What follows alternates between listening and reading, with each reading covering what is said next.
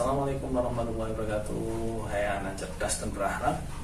Pada pelajaran matematika kali ini kita akan belajar dengan Ustadz Fajar. Materi yang akan kita bahas kali ini adalah bilangan bulat.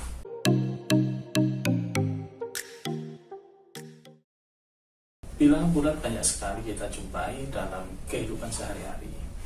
Tapi apa kalian tahu apa sih bilangan bulat itu? Dan bilangan-bilangan apa saja yang termasuk dalam bilangan bulat tersebut. Nah, di video pembelajaran kali ini kita akan mengupas tentang pengertian bilangan bulat. Oke, coba perhatikan gambar berikut. Pesawat terbang berada 1200 meter di atas permukaan laut. Pada konsep bilangan bulat, ketinggian pesawat ditulis 1200 meter. Kapal selam berada 50 meter di bawah permukaan laut. Pada konsep bilangan bulat, kedalaman kapal selam ditulis minus 50 meter. Nah, kenapa pada ketinggian pesawat itu hanya ditulis 1200 meter, kok tidak ditulis plus 1200 meter? Dalam matematika sudah ada kesepakatan, jika itu bilangan positif, maka tanda plus tidak ditulis. Sedangkan jika itu bilangan negatif, maka tanda minus wajib ditulis untuk membedakan dia bilangan positif atau bilangan negatif. Nah, sedangkan tinggi permukaan laut adalah 0 meter. Karena permukaan laut merupakan batas antara bagian atas dan bagian bawah permukaan laut. Jika tinggi sebuah bukit 300 meter di atas permukaan laut, bagaimana kalian menulisnya? Benar. Jadi, untuk menulis tinggi sebuah bukit yang berada 300 meter di atas permukaan laut, kita hanya menulis tinggi bukit sama dengan 300 meter. Selanjutnya contoh yang lain, ikan berada 60 meter di bawah permukaan laut. Bagaimana kalian menulisnya? Benar, kedalaman ikan sama dengan minus 60 meter. Nah, itu tadi kalian sudah mempelajari bilangan-bilangan yang termasuk dari bilangan bulat. Ustadz harap kalian menyimpannya terlebih dahulu sebelum kalian menyimpulkan bilangan-bilangan apa saja yang termasuk dari bilangan bulat tersebut. Oke, sekarang kita akan lihat ilustrasi berikutnya.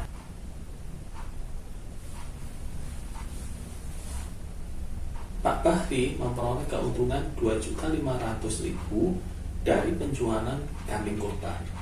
Tetapi dia mengalami kerugian sebesar 700.000 dari penjualan handphone miliknya. Nah, bagaimana kalian menuliskan keuntungan yang diperoleh oleh Pak Bahri, serta bagaimana kalian menuliskan kerugian yang dialami oleh Pak Bahri? Benar, dalam konsep bilangan bulat, untung 2.500.000 itu dapat ditulis Rp 2.500.000 dan rugi 700.000 dapat ditulis minus 700.000. Oke, dari contoh yang barusan tadi, kalian mungkin sudah memahami bilangan-bilangan bulat itu seperti apa sih?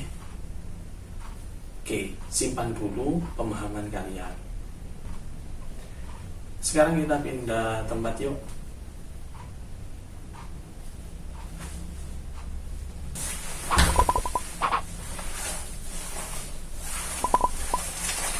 Oke anak-anak, pernahkah kalian traveling ke negara-negara yang memiliki salju pada musim dingin?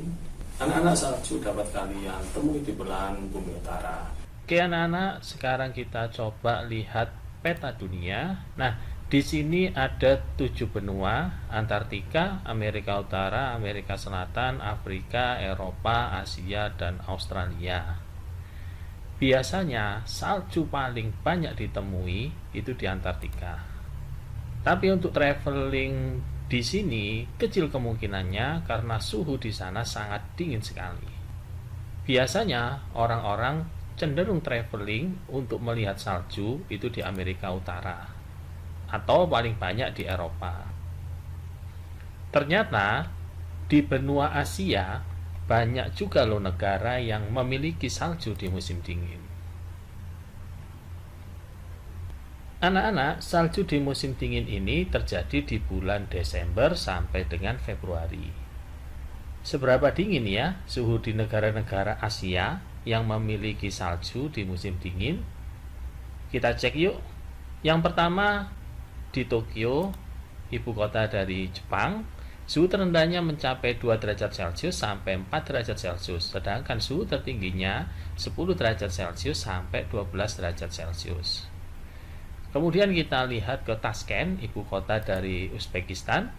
Di sini suhu terendahnya mencapai minus 2 derajat Celcius sampai 0 derajat Celcius, sedangkan suhu tertingginya mencapai 7 derajat Celcius sampai 9 derajat Celcius. Selanjutnya kita lihat di Seoul, Korea Selatan. Suhu terendahnya mencapai minus 7 derajat Celcius sampai minus 5 derajat Celcius, sedangkan suhu tertinggi antara 2 derajat Celcius sampai 5 derajat Celcius. Kemudian kita menuju ke Kazakhstan, ibu kotanya adalah Astana. Di sini suhu terendahnya minus 20 derajat Celcius sampai minus 17 derajat Celcius, sedangkan suhu tertingginya minus 11 derajat Celcius sampai minus 8 derajat Celcius. Dan terakhir adalah Ulaanbaatar, ibu kota dari Mongolia. Nah, di sini suhu terendahnya minus 30 derajat Celcius sampai minus 26 derajat Celcius, dan suhu tertingginya minus 16 derajat Celcius sampai minus 10 derajat Celcius.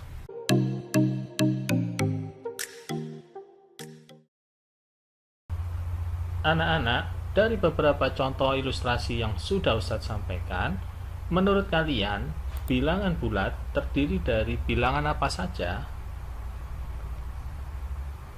Ya, benar. Bilangan bulat terdiri dari bilangan negatif, yaitu dari minus tak hingga, minus 3, minus 2, sampai minus 1. Kemudian, bilangan bulat juga terdiri dari bilangan 0. Selanjutnya, bilangan bulat terdiri dari bilangan positif, yaitu mulai dari 1, 2, 3, sampai tak hingga. Nah, bilangan bulat dapat dinyatakan dengan beberapa cara. Yang pertama adalah garis bilangan. Bentuknya seperti berikut. Pada garis bilangan ini, bilangan yang terletak di tengah adalah bilangan 0. Kemudian di sebelah kanannya 0 adalah 1, 2, 3, dan seterusnya. Nah, ini merupakan bilangan positif. Kemudian di kirinya 0 adalah minus 1, minus 2, minus 3, dan seterusnya. Nah, ini dinamakan bilangan negatif. Yang kedua, bilangan bulat juga dapat kalian temui pada koordinat kartesius. Seperti ini. Nah, pada koordinat kartesius ada dua garis yang saling berpotongan. Yang pertama, sumbu mendatar, ini kita namakan sebagai absis atau sumbu X, sedangkan sumbu yang vertikal dinamakan ordinat atau sumbu Y. Nah, di sini berpotongan di satu titik. Nah, di sini merupakan titik pusat koordinat kartesius.